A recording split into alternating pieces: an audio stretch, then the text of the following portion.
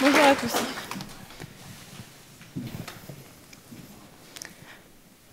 Nous sommes 2 ans en arrière. Je suis assise dans un avion. J'aperçois par le hublot un morceau de ma destination. Là-bas, je vais vivre une expérience qui va changer ma vie. Et aujourd'hui, je suis ici pour vous donner 3 conseils qui vont peut-être changer la vôtre. Ou pas, hein, restons modestes. Assise dans cet avion, je réalise que je me suis embarquée dans une vraie aventure, une prise de risque. Et le premier conseil que je voudrais vous donner, et que j'ai expérimenté avant même de monter dans cet avion, est la capacité à assumer ses choix jusqu'au bout, et plus globalement la confiance en soi. En effet, une fois mon DUT en poche, j'ai opté pour une école d'ingénieur en alternance. La première année est passée, puis la deuxième est arrivée. L'ennui avec. Un ennui profond, qui m'a transformée en zombie, qui m'a vidée de ma passion pour l'industrie qui me motivait tant en DUT. La 3e année arrivait. J'allais devoir passer 6 mois dans une école et 6 mois en entreprise. On nous a présenté les choix pour Erasmus. Et c'est en parcourant les listes que mon intérêt est né. J'avais trouvé quelque chose qui avait réussi à piquer ma curiosité, qui m'avait sorti de mon hibernation. Et sans savoir pourquoi, j'ai jeté mon dévolu sur un mot. Un mot qui m'a donné envie, qui m'a fait rêver, et qui représentait un défi à lui tout seul. Istanbul. Je n'avais aucune idée d'où se trouvait Istanbul sur une carte. Quelle langue on y parlait, qu'est-ce qu'on y mangeait, aucune idée.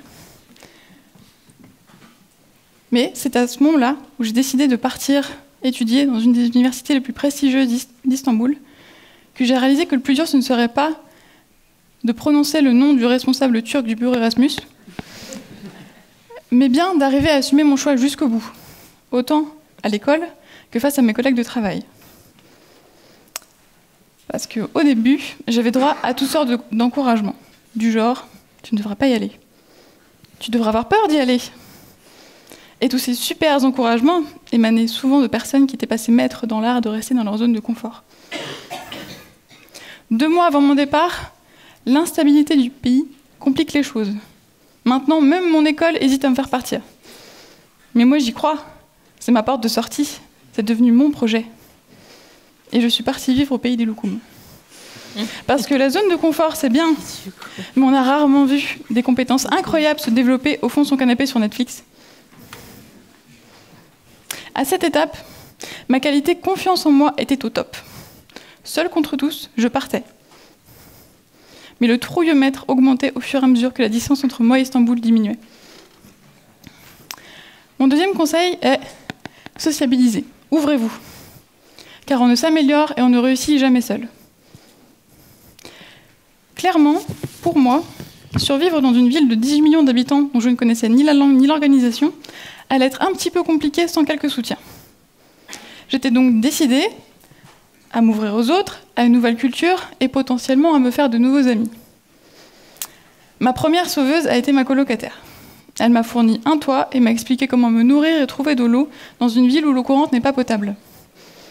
Elle aurait pu rester une simple amie, mais je crois que nous avons partagé bien plus.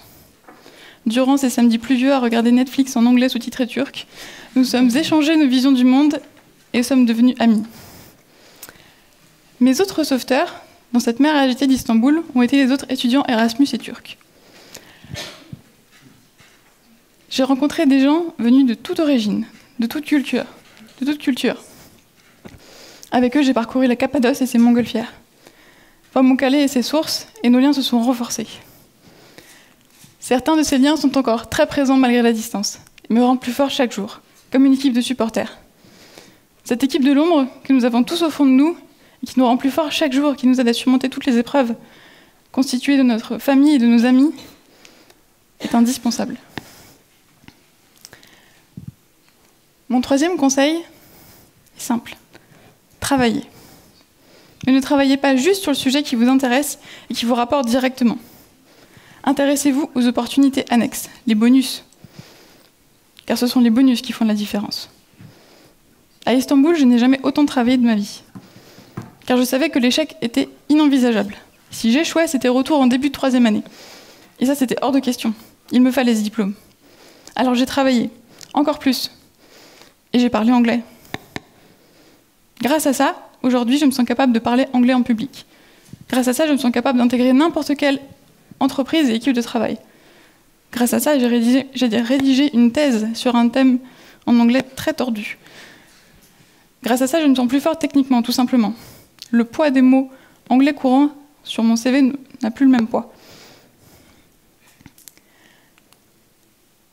Lorsque je suis rentrée, je suis passée de Istanbul, mégalopole de 18 millions d'habitants, à Annonay, en Ardèche. Le choc a été rude, croyez-moi. Mais je ne suis pas restée à attendre que l'année se termine. Pour contrebalancer, je me suis inscrite à un concours de créativité logistique. Le concept était simple. 24 heures pour créer un projet de toutes pièces avec des inconnus. Affirmation de ses idées, cohésion d'équipe et travail intense. Les 3 facteurs de réussite étaient réunis et nous avons gagné. Quand vous vous lancez dans un projet, qu'il soit étudiant ou professionnel, ne vous intéressez pas juste au sujet qui vous intéresse. Vous pouvez faire le minimum vital et avoir quand même votre diplôme ou le résultat escompté. Mais vous serez passé à côté de tous les bonus. Et à diplôme égal, un employé sera choisi plutôt qu'un autre sur tous les bonus, les expériences annexes. C'est pourquoi il est important de prendre chaque opportunité pour être maître de sa formation. À travers cette expérience, j'ai pu travailler sur ma confiance en moi, mon ouverture aux autres et ma capacité de travail. J'ai ainsi pu maximiser mes chances de construire comme je le souhaitais ma vie après une grande étape, les études. À la fin de chaque cycle, il est nécessaire de rebondir. Et se lancer un défi peut être une très bonne idée pour avoir de nouveaux challenges et développer ses compétences. Alors aimez-vous, ouvrez-vous et travaillez à vous créer votre vie de rêve.